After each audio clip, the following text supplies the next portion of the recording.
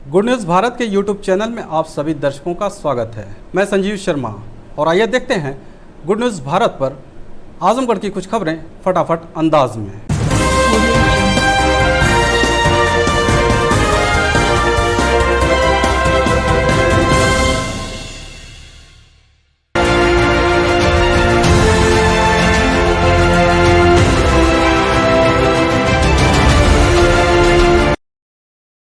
आजमगढ़ न्यायालय ने किशोरी के साथ दुष्कर्म के मामले में आरोपी को आजीवन कारावास और 40,000 रुपये जुर्माना लगाया।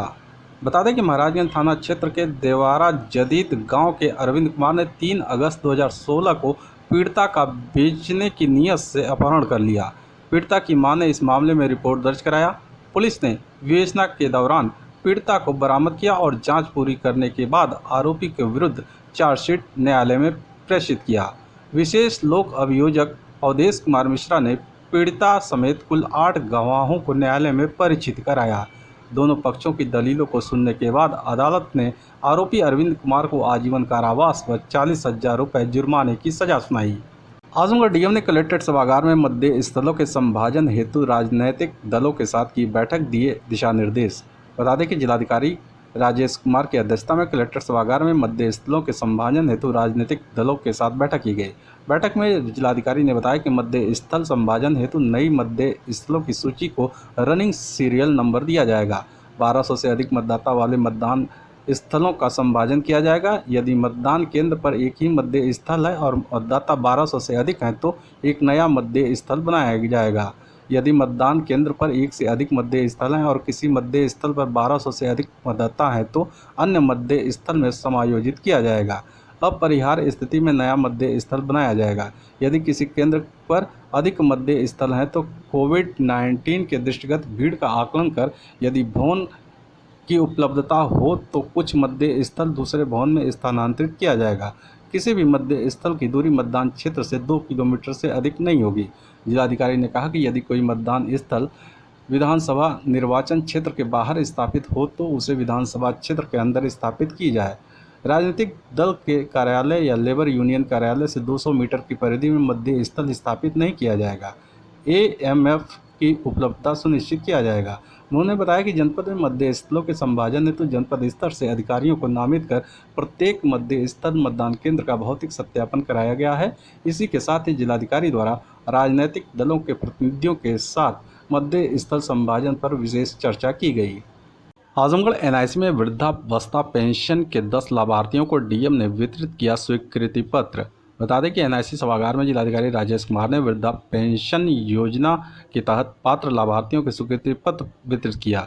इससे पहले मुख्यमंत्री उत्तर प्रदेश योगी आदित्यनाथ द्वारा वृद्धावस्था पेंशन योजना के लाभार्थियों को 3 माह की किस्त की धनराशि का अंतरण एवं पेंशन स्वीकृति पत्र वितरित कार्यक्रम का आयोजन प्रदेश स्तर पर लखनऊ में संपन्न हुआ। इस मौके पर जिलाधिकारी राजेश कुमार ने प्रतीकात्मक रूप से NIC आजमगढ़ में वृद्धावस्था पेंशन योजना के 7 महिला लाभार्थी और 3 पुरुष लाभार्थियों को पेंशन स्वीकृति पत्र वितरित किया। जिलाधिकारी राजेश कुमार ने बताया कि जनपद आजमगढ़ के सभी पात्र वृद्धावस्था पेंशन लाभार्थियों के खाते में 3 माह अप्रैल, मई व जून की 1500 की किस्त की धनराशि संबंधित लाभार्थी के खाते में ऑनलाइन ट्रांसफर किया गया। जिलाधिकारी ने कहा कि सभी जरूरतमंद एवं पात्र व्यक्तियों को लाभार्थी परक योजनाओं का लाभ मिलना चाहिए। इसमें किसी भी प्रकार की लापरवाही बर्दाश्त नहीं की जाएगी। उन्होंने कहा कि वृद्धजनों को पात्रता शर्तों के अनुसार नियमानुसार विभिन्न योजनाओं से आच्छादित किया जाएगा। अपनी समस्याओं को लेकर श्री दुर्गा जी शहर ऑटो चालक सेवा समिति ने जिलाधिकारी को सौंपा ज्ञापन।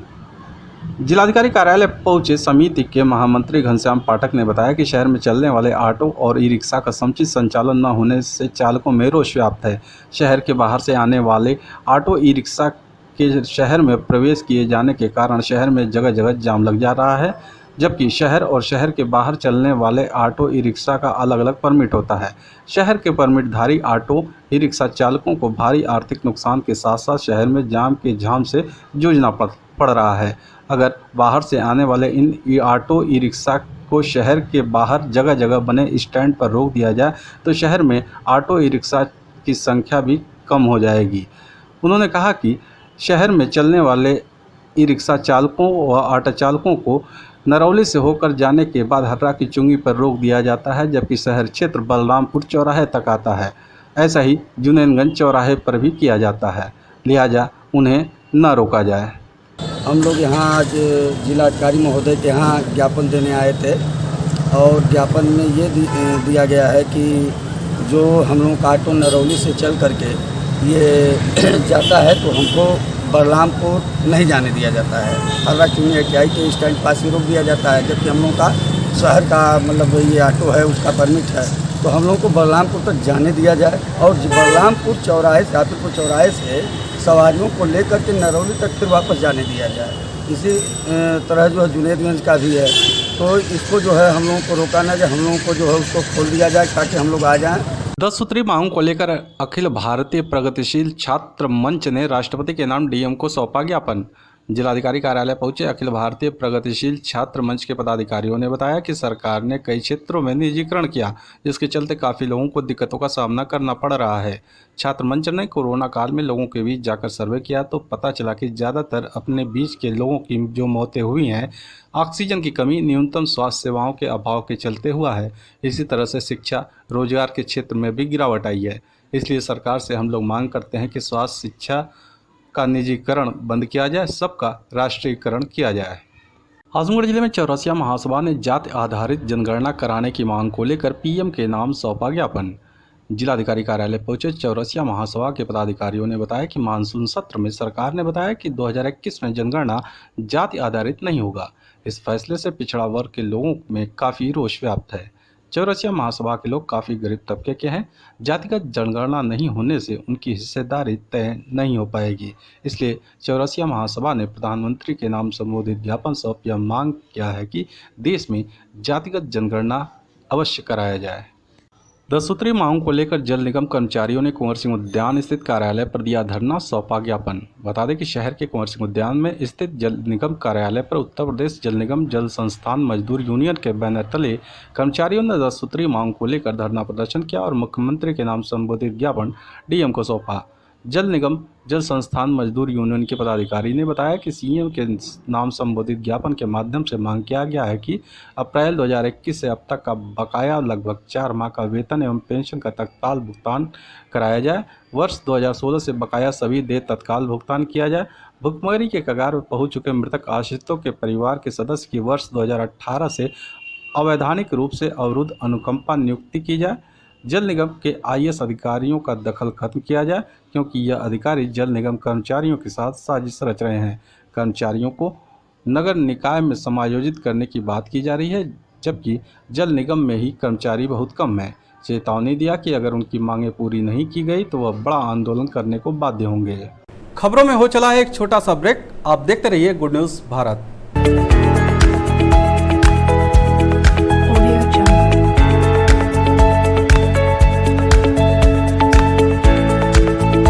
ब्रेक के बाद एक बार फिर से आपका स्वागत है और आइए देखते हैं आजमगढ़ की खबरें फटाफट अंदाज में।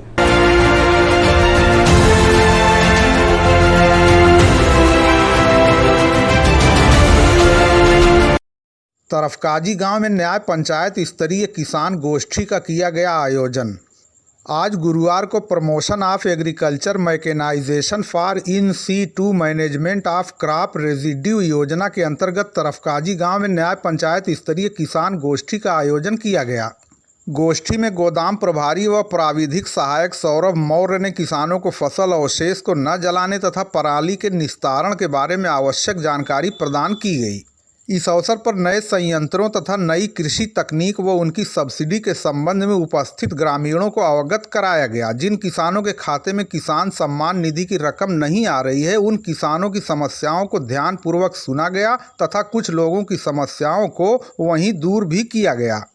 इस अवसर पर धीरेन्द्र अस्थाना परिवार के साथ सुरेश, हीरालाल, सुनील, सुभागी देवी, मुख्तार, शौकत आदि का विशेष योगदान रहा। गोष्ठी को सफल बनाने के लिए ग्राम प्रधान डॉक्टर संजय द्वारा सभी का आभार व्यक्त करते हुए धन्यवाद ज्ञापित किया गया।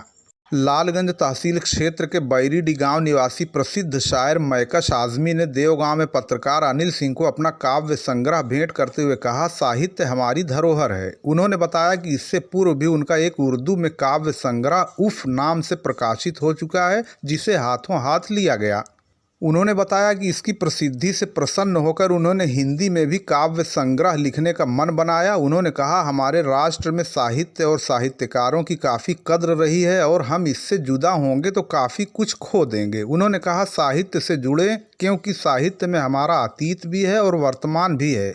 उन्होंने कहा, आबादी बढ़ने के साथ लोगों के अंदर मोहब्बत कम होती जा रही है, लेकिन साहित्यकार इसी मोहब्बत को बढ़ाने का प्रयास करता है। अगर हम साहित्य से कटेंगे तो प्यार मोहब्बत से भी कट जाएंगे। इसका नाम है तेरी नज़र में। क्या खास है इसमें?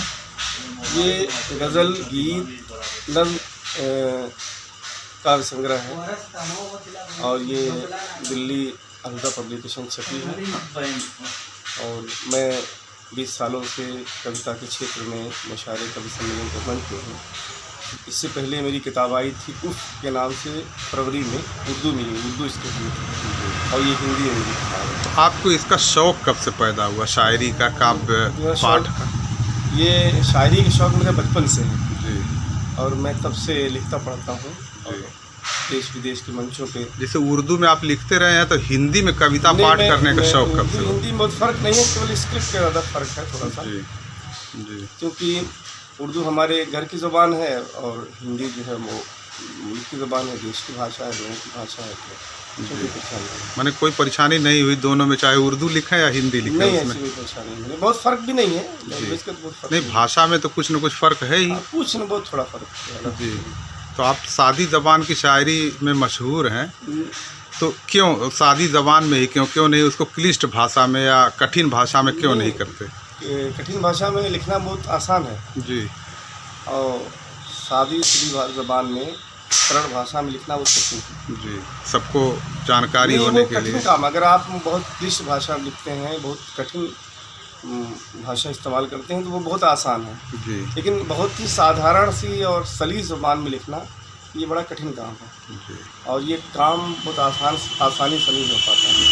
आप देखिए, बहुत तमाम बशीर बद्र के शेर देख लीजिए, आपके गोपाल दास नीरज को देख लीजिए, तमाम बड़े जो लिखने वाले लोग हैं सब सरल भाषा में लिखते हैं। आज के दौर का कोई ऐसा शायर है जिससे आप प्रभावित हों? हाँ, बशीर बद्र हैं मुझे, मेरे बहुत फेवरेट शायर। सामुदायिक स्वास्थ्य केंद्र लालगंज में आज 2508 लोगों को लगाया गया कोरोना का टीका।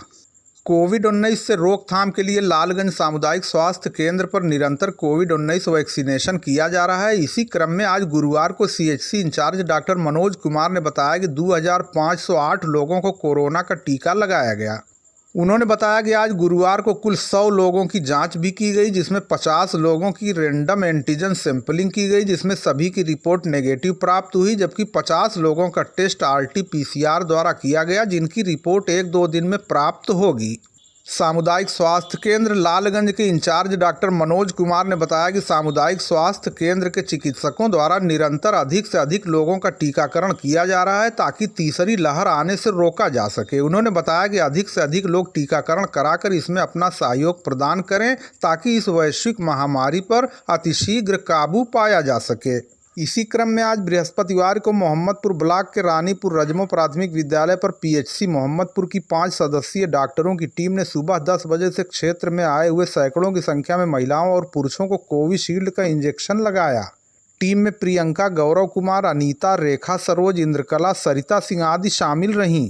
राष्ट्रवादी युवा अधिकार मंच के राष्ट्रीय अध्यक्ष शशांक शेखर सिंह पुष्कर ने देवगांव आदि में किया जनसंपर्क।